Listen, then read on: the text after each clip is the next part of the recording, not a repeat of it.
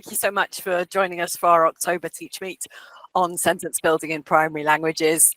For those of you who've not met me before, I'm Bethan. I'm the languages content lead. So I'm really looking forward to sharing with you some really great practice about sentence building. And along with me this afternoon is my lead writer, Maz, who is an extremely experienced former assistant head and subject lead.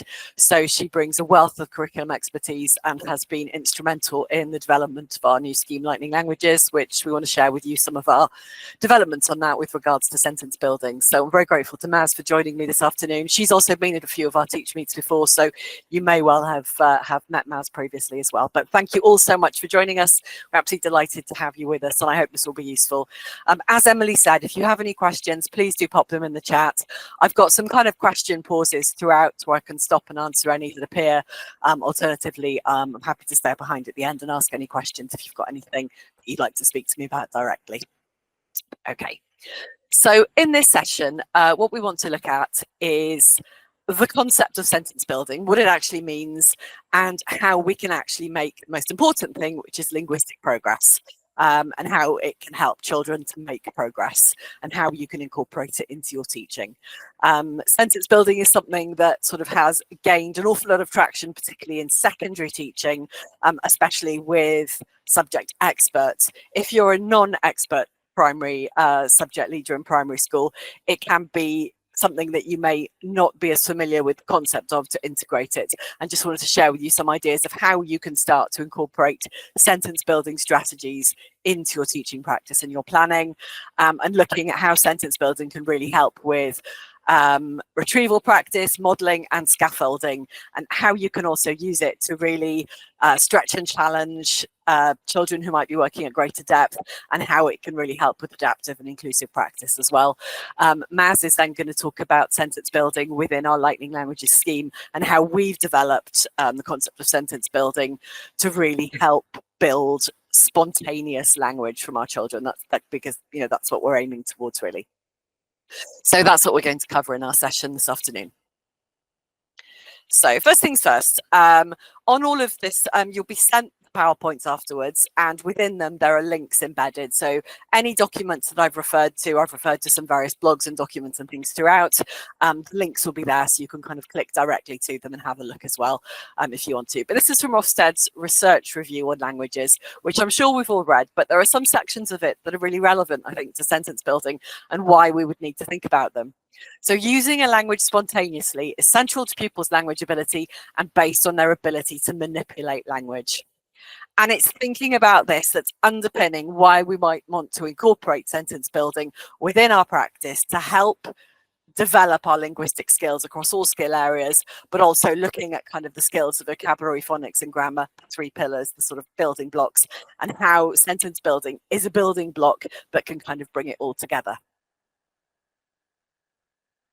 Again, from the research review, it talks about things that will have a positive impact on pupils. And one of them is ensuring that building blocks of language are in place. Now, we see the building blocks as being three pillars, so vocabulary, phonics and grammar, because they're often referred to as building blocks or the foundations. But also, I would argue that sentence building forms part of this, because that is a building block on which you're going to construct language. And Maz is going to talk about this a bit later, about how our scheme will help you build language so that eventually your children will start to develop fluency and spontaneity and confidence within the topic areas, which is what we're aiming to. And the most important thing just at the bottom there as well is we want pupils to feel successful in their learning and that they know how to make progress, and clear structures and clear rehearsed practice on sentence building can really lead to a sense of achievement and accomplishment. So, we want to look at that as well and consider why it's such a positive thing that you can integrate into your teaching. Again, this one's from Lofsted's Language in Outstanding Primary Schools, which has some, really interesting things about what successful schools have done in language. And I've used this quote in different topic areas looking at it, whereas it's things that schools are focusing on rote learning an awful lot of the time. So schools are increasing pupils' stock of words through different topics.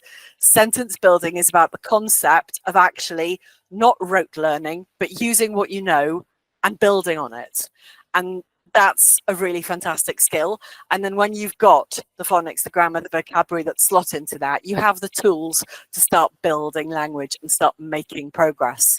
And I always kind of, harking back to progress in a language isn't defined by being able to list 50 words. It might only be knowing 5 words, but you know how to find out the next 45, but you can make 6 different sentences with those 5 words. That's the kind of thing that is more important and reflective of progress. And it's really taking that step back from thinking substantial progress, which is expected in the English national curriculum, for example, in one language, that people think that often means all the words. They must know all their colours, all their numbers, all the months, and that's not the case. It's that they know how to create sentences using vocabulary, how to stop manipulating language, and how to start engaging with the language. And that's the really important thing. So it's kind of taking that out of your head that you feel the need that you must cover every single topic going. And that's very much the ethos behind our new scheme, Lightning Languages, as well, is that it's about building progress through moving through, and reinforcing and recapping and moving from a word level to a sentence level and increasing in complexity. So, that's the progress that we really want to be looking for. And as I've just said, doing more with less. So this is a really great quote. So for some subjects, such as Mandarin, Hebrew, and Latin, because of the features of these languages, it was saying that often teaching of these was far more structured. And because of the difficulties of the language, and probably because of the lack of resources, it's obviously you can go on the internet quite quickly and find a range of French and Spanish resources, but it's probably an awful lot harder to find Hebrew resources for a Key Stage 2 class, for example. But because of that, teachers have less to work with. And actually, pupils are being encouraged to do more with less. And the complexity of the language themselves actually means that there is less content for them to work with. But as a result, they're becoming better learners of the language and they're manipulating that language more. So, learning less vocabulary and fewer structures, but actually using the ones that we know really well and using them to build on is a really great thing to keep at the back of your mind. So that's something I really want you to think about as we go through the presentation this afternoon, of how your curriculum doesn't need to be packed with all the topics and all the vocabulary, but actually using that and reusing it and building on it is a far more productive use of your time, and it's more motivating for children. So some of the benefits of sentence building as a concept, as I said, less is more. So in terms of your planning and your content coverage, it isn't about thinking, oh, I've got to teach school subjects and I have to teach food and weather. It's actually narrowing that down, but thinking if you're talking about school subjects and you're saying I like and I don't like and I prefer, then you use those structures and then you can use those to talk about sport, or you can use those to talk about food. The vocabulary is just part of the building block. It isn't the whole essence of what you're teaching. It's one of the building blocks that you need, rather than historically we've often been focused on the content is all of these words, whereas actually the content is the broader picture. It's building blocks of the content, and the other bits slot into that. Sentence building as well, it reduces cognitive overload in terms of the fact that if you're reusing and accessing familiar structures, it's much more accessible for your children. It's far less overwhelming, particularly for those who are nervous language learners. It's presenting them with fixed structures that they can really work with and that are really helpful. They're recycling language, which the reality is that's how all good language learners improve, is by recycling language and building on it. Sentence building opportunities are accessible, and they're accessible for everybody. Your higher ability learners can take that and build and build and build and make more complex sentences.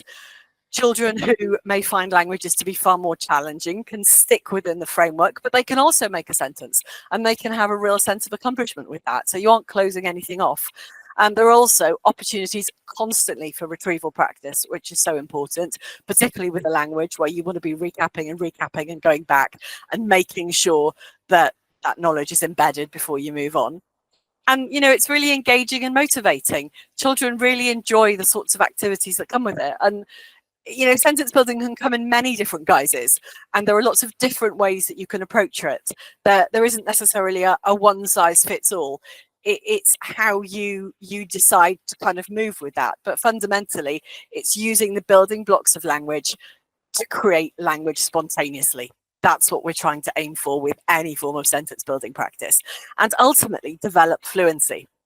And fluency is a great word, because when we think of fluency, particularly, as adults, so I've got a languages degree, I would put down on my CV fluent in, because that would be a standard word that you'd expect to be associated with someone who's got a degree in a language. However, what do I mean fluently? If you asked me, oh, Bethan, can you come and talk about dinosaurs? Could I talk fluently about dinosaurs for half an hour? No, I couldn't, because I know precious little about dinosaurs. So there is that argument that you can only be fluent and spontaneous if you've had practice and if you know about it. If I've gone away and researched it, then I could come back and talk to you about it. But otherwise, if you put me on the spot, I certainly couldn't talk fluently or spontaneously about dinosaurs. I could talk fluently and spontaneously about sentence building because I'm desperately passionate about languages. And I love every aspect of our scheme and what we've done to kind of promote the journey of language learning. But, it's about being realistic in what our expectations are. And I read an absolutely fantastic blog that I've linked here, from Esmeralda Salgado. Those of you who might know on X, she's quite a prolific figure in the MFL community, a really experienced teacher, but has really great regular blogs that are really, really interesting. And I really enjoy, I always find that blogs are a fantastic form of quick coffee time CPD. You can read them and upskill and, find out something new. And even if it's not something you necessarily want to implement, it just gives you a different way of thinking. And even though many blogs are related to secondary learning, because obviously the majority of subject experts will be secondary teachers rather than primary, a lot of the stuff that's there can still be applied to primary school and you can still learn from it. So this is an absolutely great blog. That the link is there. So when you get this PowerPoint, you'll be able to go to read it. But it talks about what fluency is. And it's about creating opportunities to model the structure. You then have structured production. So how you find a way to do that, whether that's you giving children lists of words or a grid and they have to create the sentences, or a gap fill, or cards to reshuffle, or, words to, a sequence to follow, for example. Any of those sorts of things. And then you move to language manipulation, which is where pupils actually start to use it. And then the spontaneous output, where they can actually move and actually start using the language themselves. So this kind of workflow is a really great thing to think about. So modeling where you want them to be, giving children opportunities to produce it in a structured format, to then actually manipulate it and use it to create their own sentences, and then moving from there to actually create their own independent language. So it's a really great article to read. I'd really recommend you have a look at that. There's also another great one on retrieval practice. And within that, she goes on to say, retrieval practice must be embedded with new content constantly. So language becomes automatized and students can transfer structures freely from different contexts, which fundamentally is the purpose of sentence building. So it's embedding retrieval practice in what you're doing. It's an opportunity for retrieval practice. It's recapping and revising the content. It's building the structures. It's developing spontaneous language learners. It's doing everything that we need it to do in a relatively accessible format, which surely has to be a really exciting thing as language teachers, particularly when we've got quite limits on our time at primary school. So, from this, the advice on how to kind of go about planning retrieval practice, planning sentence building into your practice is actually to plan backwards. So if you think about it, it makes sense that at the very start, you think about what you want them to produce, rather than I want them to be able to count to 10, or I want them to be able to list 12 school subjects. It's actually, I want them to be able to say if they like or dislike a school subject and to be able to give an opinion. So that's your end goal. Then you're looking at, well, what language can I actually incorporate from previous units? Oh, well, we learnt food last term and we talked about likes and dislikes there, so we can use the language from there. Oh, we learnt some connectives here previously, we can bring those in. So it isn't just being learnt in isolation, it's building on what you've done before. And this is fantastic because if you're lucky enough to have an hour a week for primary languages, then you can work on this constantly. If you're not so lucky and you've got less time, it doesn't mean that you can't access it, and you can still get huge value from it, that you can, you know, use this and then build on it. And you're really helping with their long-term memory, with embedding that language learning. And even if you're having a break, because the way your school's timetable is working, you can still come back to it and keep moving on and keep adding in language from previous topics and units. And you're also constantly creating opportunities to retrieve structures in new contexts. So, you know, that's the key to any strong language learning, is that you don't want to be learning things in isolation. So as I've said, if you're learning to talk about your likes and dislikes in one unit, you want to use those again in a different unit. If you're talking about how you travel to school in one unit, then how you travel on holiday to another. Or if you're saying what you did yesterday, then, you know, you're building it up to something else. Or, you know, and it's just how pupils can interchange language. And that's fundamentally what you're kind of wanting to build towards, is children being able to use language spontaneously. So sentence building gives us great opportunities as well for modeling and scaffolding. So, you know, the two key kind of types of modeling, task modeling, which is you demonstrating by doing it yourself. So you can have some form of sentence building grid and you can actually work through it with your pupils. And then metacognitive modeling, where you're demonstrating your thinking process. Right, I want to choose a word from this list. Now I'm going to need a connective. Which one shall I pick? And working through it that way. Sentence building allows opportunities for both sorts of modeling. And it's fantastic for scaffolding, speaking and writing within a framework that doesn't limit achievement.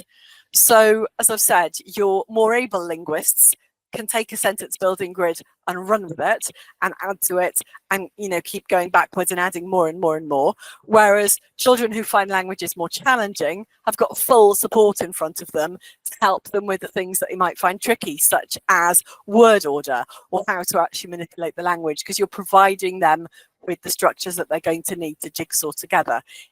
You know, when you think about it, we're often expecting children to do a jigsaw in their head with languages. We're expecting them to retrieve things and just slot things all together. Some people who are natural linguists, the sort that may go on to eventually study A-level or a degree in languages, can probably do this. But the vast majority of people don't know how to access that skill. So sentence building gives them the ability to find that skill. Really exciting, and it gives them the chance to really feel that they are being fluent. And actually at this point, if your students are able to talk confidently about a subject, you can say, well, actually, they're fluent in talking about their school. They're fluent in talking about school or food or anything. You know, the girl talked about fluency in languages. It isn't expecting them to be fluent about absolutely everything. It's expecting them to be fluent within the units and the topics that you've written. It's not a realistic goal for people to be fluent in a language, because that's quite an open-ended thing. Is anyone ever really fluent? Because, you know, you're lifelong learners, aren't you, of a language? You can't ever dominate that language. However, you can be really strong and they can talk fluently and spontaneously and confidently within a topic area. And that's got to be the main goal. So, you know, when you're starting to incorporate these, you can design your own sentence builders based on where you want them to be at the end of it. You want there to be plenty of familiar language in there. Less is more, so these don't need to be enormous. And build regular opportunities for modelling into your lesson plans. And always look for opportunities to keep revisiting, so you aren't studying topics in isolation. So if you've just learned numbers and next time you're going on to talk about clothes, and suddenly you're not talking about numbers, you need to find opportunities to incorporate numbers in there somehow. So things are still being reused and revisited. So it's thinking about those sorts of things. Your curriculum slots together rather than across a school year, you've got 6 different topics in isolation. It's building your plans together as well as your sentences, so that we can create fluency, you know, within topic areas and within spheres of knowledge. That's the most important thing. And I've got here some ideas of what sentence building activities could look like. Now, you've probably made activities like this countless times, like the one in the bottom left-hand corner. I see, and there's a gap and another gap, and then you've got some words to slot into that.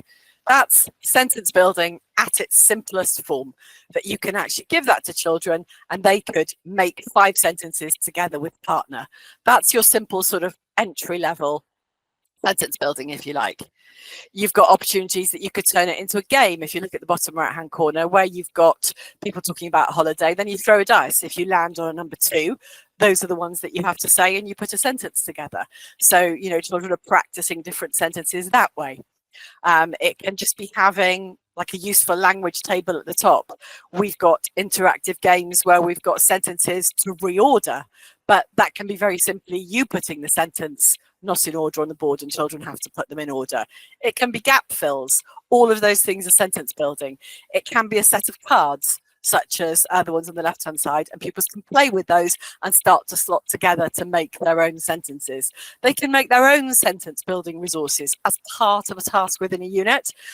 It doesn't have to be an onerous thing on you, but drafting together, you can look particularly at the grid in the bottom right hand corner, so which is talking about holidays. So you've been saying where you're going, how you're traveling there, and who you're going with.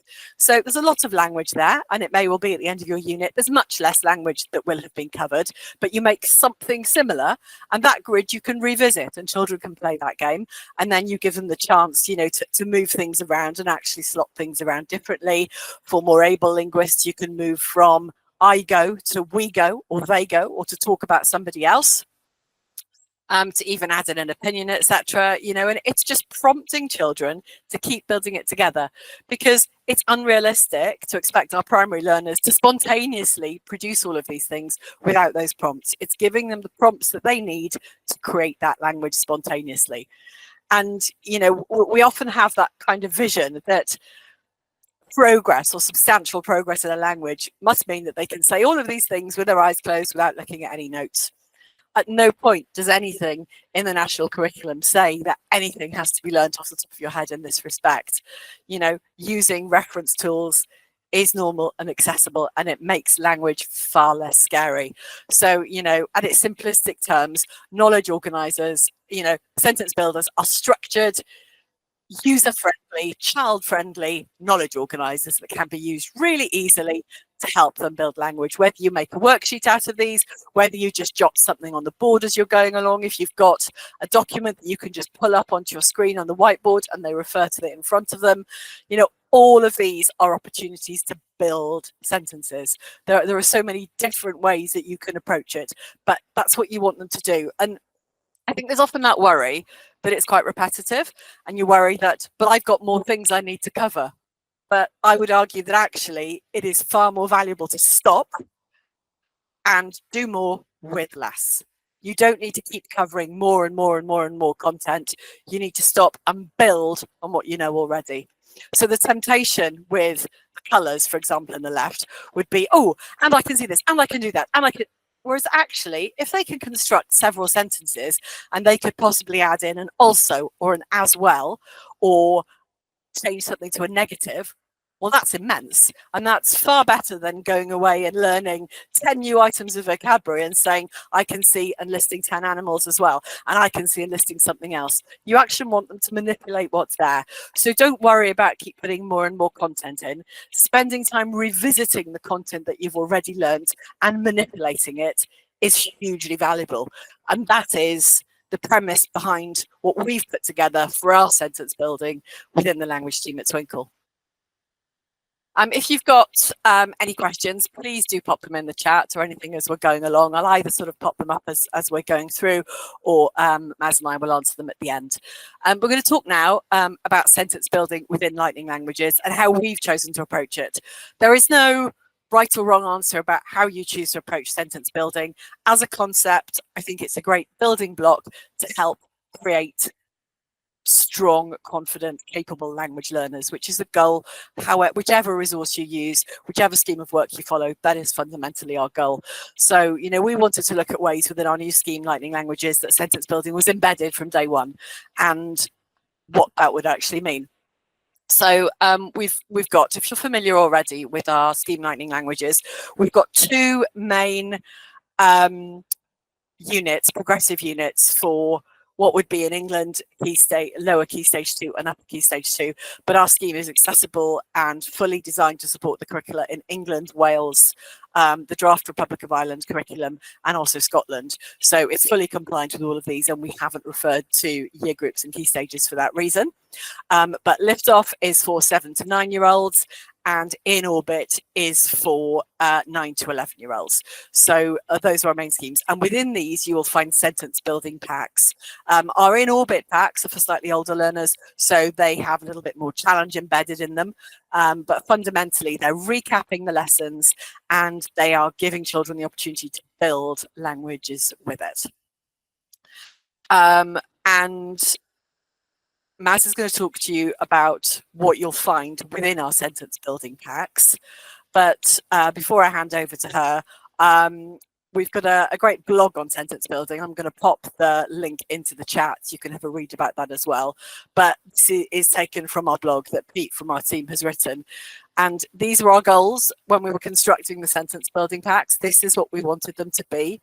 We wanted flexible, adaptable resources to keep children engaged, that allow them to construct sentences and be engaged, that are accessible, give them a chance to practice the skills, and our springboards. You know, it's a springboard. That's really what we want them to be.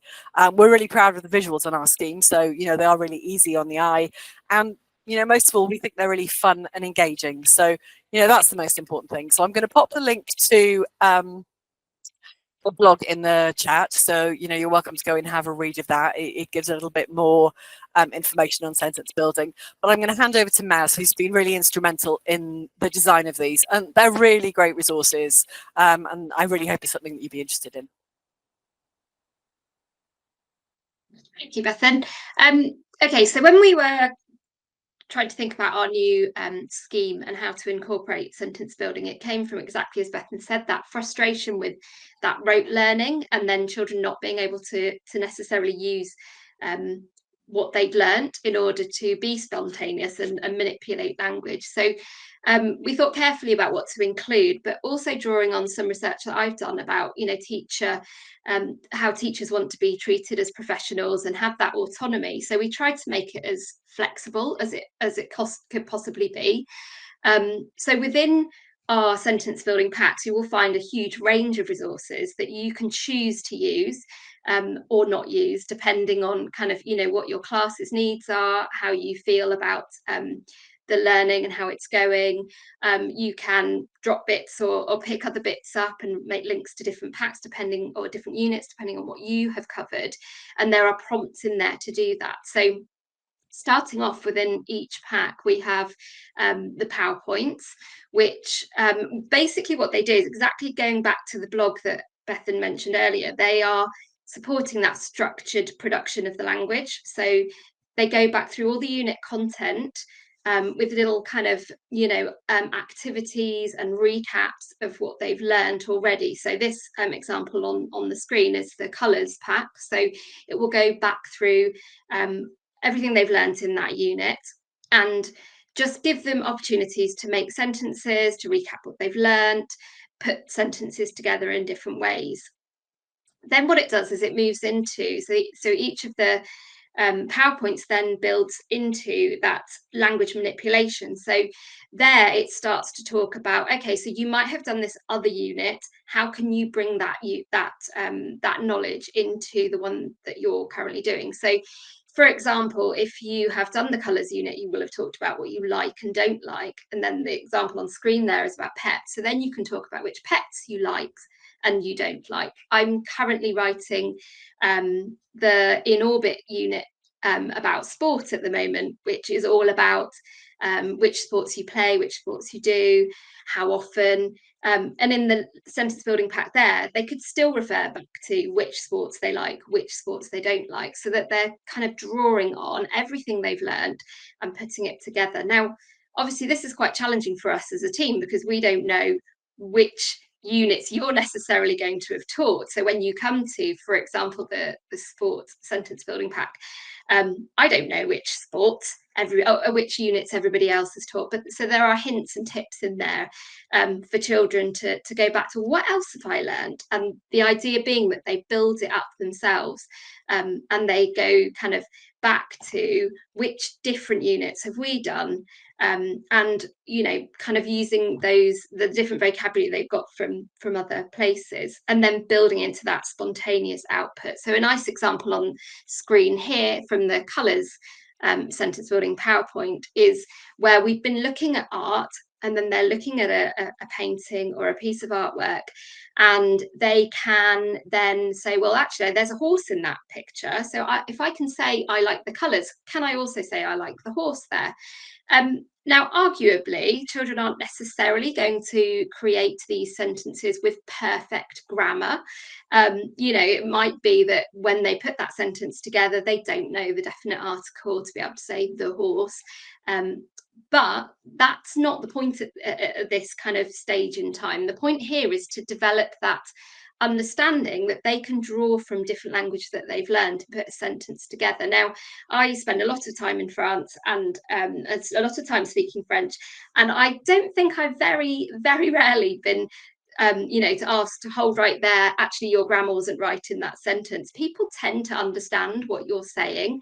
Even if you get a determiner wrong, or you get a verb ending wrong, people generally, when you're conversing, they don't stop you and say, hang on a minute, that's incorrect. They would understand what you're saying.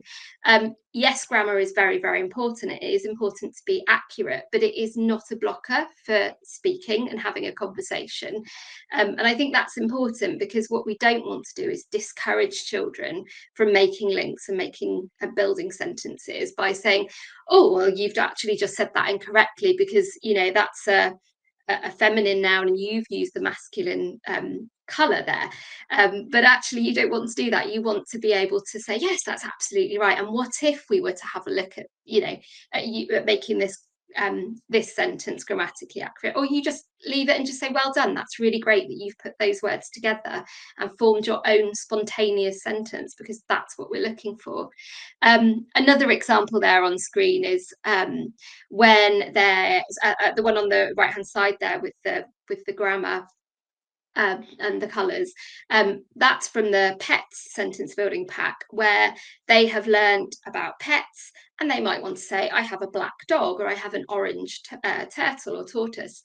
And it's really nice to be able to allow children to draw that sentence, that language together that they've learned, in order to build those spontaneous sentences, and draw upon everything that they have learned and understand that they can use language in that way to put it together, to say what they want to say and what's important to them.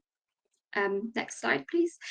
So within the sentence building packs, as I said, so we've got the PowerPoints, and they're really great, and they give all those hints and tips in order to create that a kind of a nice sequence of going from that structured production to the language manipulation, and then into that spontaneous output. And then we've also included some sentence building tools for you. So rather than just a standard knowledge organizer, we've tried to put together all of the language that the children might want to use from what they've learned within that unit, and also sometimes giving that space for children to write down their own words that they want to use. But we've tried to kind of formulate these so that there's a clear indication of what order to do things in. So say, for example, they were wanting to add a colour onto the end of a sentence, where would that go? If they wanted to use and or but, like a conjunction on there, what order would that go in? Where does the verb go? Where does the pronoun go? So that they have that little bit of structure to support them while they are learning to manipulate that language. Moving on. We've also included a whole range of different activity sheets Because as I said earlier, teachers' autonomy is really, really important, and you might decide you don't want to use any of the hints and tips and kind of language that we've given. You just might want to do some free writing. You might want to get your children in your class or at home. You might want to just let them write. Okay, so we've done a whole unit of work on pets. Go away and have see what you can write about pets. Alternatively, you might want to give them a specific task. You might want to use this as an assessment task, or you might not. So we've kind of used that kind of understanding that you know your class best, and kind of provided a range of resources that you can use in that way, that best meets the needs of your children. So you have got some activity sheets there which do give more scaffolding, which do give more hints as to what to do, and equally some sheets that you can just use to allow your class to just go off and write what they want to write. And it's really important that you make that decision for yourselves, for your classes. It might be that you also want to build up, when we had before the sentence building kind of knowledge organizer sentence builder sheets, that you might want to keep those. They might want to build up a folder from previous units they've done. So you might have the one in there from the pets one, from colours, from sports, from the body, all the ones that are on site already. And you might want to start building those up so that when they come to do some free writing, so using the sheets on the outside of the PowerPoint there, you might want to say, oh, have a look back in your folder, see what other words that you can use. And you'll find from that they start to develop that spontaneity. They start to develop that skill of kind of going back to what they've learned and drawing it in to what they're doing currently. And that's what good language learners do. A good language learner doesn't necessarily stand there with a word list, in front of the shop assistant saying the same 10 words over and over again. A good language learner says, oh, well, I know the word for that, but I don't know the word for that. Do I know how to ask for that? Do I know how to say the one next to, or kind of building on what they know already in order to get the sense across that they want to present. Slide. Yeah, no, and I think just to jump in with that as well, we see so much about metacognition and resilience in primary schools as well. And sentence building is inherently a metacognitive activity because you are thinking about what you're putting together all of the time. So, it is really useful from that point of view. Absolutely. So the difference, so obviously we put together some lift-off sentence building packs and in orbit, and the way that those are different, thinking about that kind of developing that level of challenge. So our lift-off resources do, exactly as I just said, that structured production, the language manipulation, and then the spontaneous output, and they are, just as I've kind of gone over just then, and just saying that they are designed to draw upon what they've learned from different units, etc. Then in our in orbit, that's really difficult to say, in our in orbit units, what we've done there is we've incorporated a challenge section as well to our sentence building packs. And that's because, as I keep saying, your class is best, whether they are ready for an additional challenge. And these challenges will be more of, it could be a grammatical point. So, for example, the introductions and skills unit that we've just been putting together, that sentence building pack has some kind of, it's got more verb tenses in there, so they're talking in the future and in the past, which is, for primary age children is quite a level of challenge, but it's done in a really nice structured way.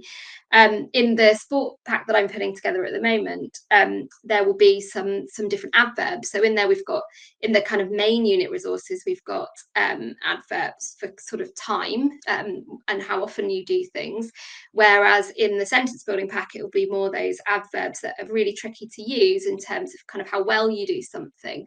And that's just that extra and additional level of challenge there, which allows children to then talk more freely again. So not just saying, I play basketball regularly, but you can also say I play basketball badly and regularly, or, what I do well and what I like doing, what I don't like doing. And just kind of, continue that, that kind of not shying away from tricky subjects and tricky kind of concepts at all, but just keeping on within that kind of idea of building up to that spontaneous conversation, that spontaneous production of language, just being able to, draw together lots of things and then push it that little one step more in that in orbit, in those in orbit sentence building packs. So here we've got some suggestions for how we might use the resources in the sentence building pack. So you could simply just have a lesson where you use the PowerPoint to revisit vocabulary and sentences from the unit. What that PowerPoint will do is draw everything together and give an opportunity for your children to write in a more extended way at the end. You could then, if you wanted to, use the writing sheets to practice writing totally independent sentences throughout the unit. So you could, at the end of the first lesson, just give them some writing sheets, say, have a go at writing a few sentences, seeing if you can build it up. You could use the first 3 PowerPoints and then have a lesson where you just write. It's entirely up to you. The next way we've suggested is you could use the activity sheet as a final independent task to see or discover what children have retained from the unit. And we often refer to these as like an assessment task, but they don't necessarily have to be for you to assess formally. It could just be, one of those formative opportunities for finding out what they've retained. And I've also said quite often that it's quite a nice thing to do to because they're so beautiful. There is activity sheets as a nice end of unit outcome to go on the walls or to go in a folder that they can keep or take home. And then finally there, we've said to give the children the sentence building help sheets to refer to while working through the unit, but also more crucially, for future units of work as well, because if they have those and they build up a bank of them, they can then refer to them and probably, I would say more easily than an online translation tool or a bilingual dictionary, because it will be words and language that they are familiar with. And so having those sheets there for them to refer back to, I mean, even having them on the table, whatever they're doing, if they're stapled together or in a folder, that they could check back through, because that's where you're going to get that spontaneity from, is them knowing that they can draw upon those at any time, no matter what unit they're doing, and encouraging them to do that. And I know we do that in primary in lots of other languages, in lots of other subjects. So why not in languages, where you give them the resources that they are used to using and allow them to draw upon those? So yeah, lots and lots of different scope for your decision making as teachers in order to decide how you want to use these parts. That's amazing. Thank you so much, Maz. I absolutely love hearing Maz talking about these, because before this, was a reality, we spent an awful long time together discussing all of this and how we could make it work and how we could use it. And I really hope that a sense of that has come across in this session, because we are extremely proud of these resources. And I think it's a real strength of our scheme that we offer this opportunity for sentence building within it. So looking at that fluency model that I shared earlier, there are opportunities for modeling and scaffolding throughout the units, and then you move on to the structured production, you move on to the language manipulation, and then the spontaneous output. And within every unit there is a way to make progress and move from that modeling stage all the way through to that spontaneous output. And the idea behind our Lightning Languages scheme is that it is flexible and modular, so that you can pick and choose the units you wish to deliver in any particular order. Obviously, the more units that you choose, the more opportunities you have to keep building those sentences and revisiting and adding to it. But it still works just as well, even if you're only using a few of these. At a minimum, we're kind of working on a guidance that 3 to 4 units per academic year would be enough for your children to make real substantial progress in a language.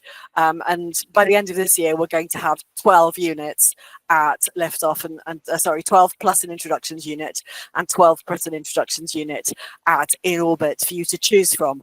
And you've got plenty of opportunities to pick and mix and revisit those. You could teach the liftoff ones later on. You can revisit these differently. If you'd like to know more about our scheme, we've already delivered a couple of TeachMeets on them, and we've got some free videos explaining it all. But I'm always available to jump on a welcome chat with any of you. So feel free to leave a message on the feedback form and I could get in touch with anybody and set that up. And happy to talk through with you how the scheme is going to work and how you could incorporate it into your school. So, you know, it is something that we're really proud of. And I am inordinately grateful to Maz, who has really helped bring our ideas to life and has been an enormous driving force behind the pedagogy and the structure of all of this. And, you know, I'm really pleased that she came here to talk to you tonight so that you're actually able to meet Maz and listen to our theories and our sort of rationales behind it and where we've come from in how we've put this together and why it's so important to us. If you've got any more questions about the scheme, and we've got a couple of questions already that we'll answer at the end, if you have any others, please do pop them in the chat as well. Just very briefly, I just want to share with you, this is our landing page for Lightning Languages, which I'd recommend you go and have a look at. It's a real breakthrough for us. It's new, it's ours. We are really proud of it. You know, it is something that we have created within our team, and we are exceptionally proud of the linguistic content, the quality, pedagogy, the research, the theory, curriculum coverage within it. So I'd really love you to go away and have a browse. Obviously, I fully appreciate the full scheme is not there yet. You will have an adoptable scheme will be available by the end of this academic year with all of the sort of additional components then following on subsequently. And obviously we're adding to this constantly, but I would really love you to start dipping into it now and discovering more about it and finding out about it. And also, you know, believing in what we're saying, because, you know, Maz and I are extremely passionate about language learning and believe really strongly in the message behind our scheme and the value of what we've put together. So, you know, I'm really excited for you to look at it and take a look. We're also really proud of how it looks. It's really exciting, and the component parts really set it apart. We've got 3 pillars videos. We've got culture videos and culture quizzes. So culture capital is embedded everywhere. Sentence building built into every unit. Cultural capital in every unit. Vocabulary, phonics and grammar in every unit. Everything is there for you to kind of put together and teach the whole package. And it will fit your school, whether you teach an hour a week or whether you only teach half an hour once a fortnight. That's the beauty of the scheme, is how flexible it is.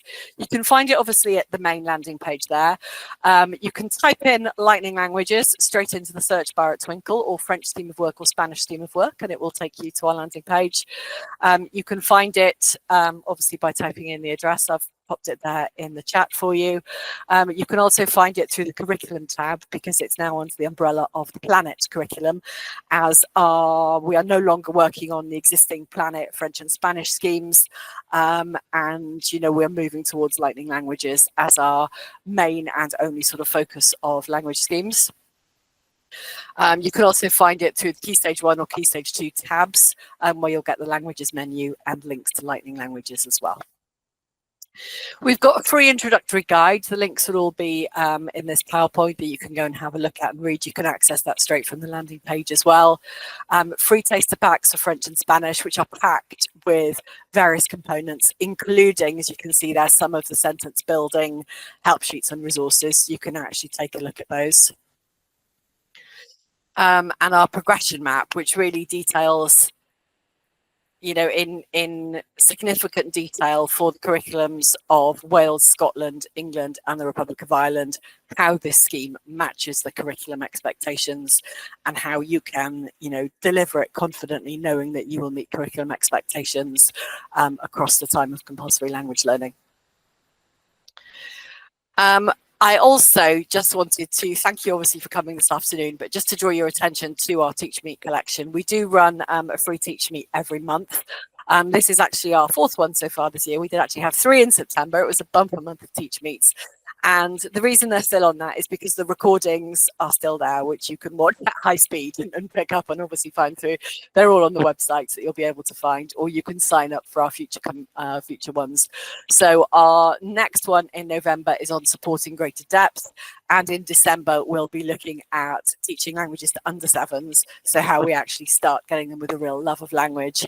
And then we've, you know, got a whole range of other topics set up ready for the new year, right up until July. So we've got something every single month for free CPD for you. So please do take a look and sign up. We absolutely love having you come to us, and giving feedback on the feedback form is super helpful because it really helps us to shape this program and to make sure that we're offering what you need, as I think it's something that's really important, and it gives you a chance to meet us and ask questions as well. And if you are looking to adopt Lightning languages, it means that you can meet us directly. As Maz is saying, she's writing part of that scheme before she came to this tonight. So we are directly there, and we can obviously talk with you about it and share with you all of the latest updates. So a huge thank you for coming this afternoon. We're really grateful to you being here.